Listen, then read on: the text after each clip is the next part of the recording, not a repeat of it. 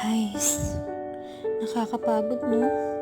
Ang hirap huminga at intindihin kung anong purpose ng paulit-ulit na nangyayari sa buhay mo.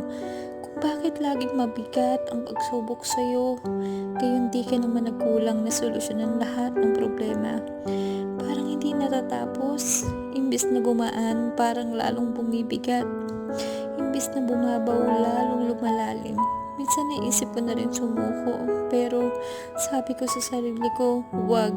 Kasi pinaalala sa akin ng verse na ito na lahat ay may purpose. So kung totoong may tiwala ka sa plano ni God, you will keep moving and move forward.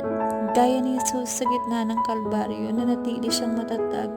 Siya ang halimbawa kung paanong hindi ka dapat sumuko sapagkat sa ikabubuti mo lahat ng plano ng Diyos. Trust the process.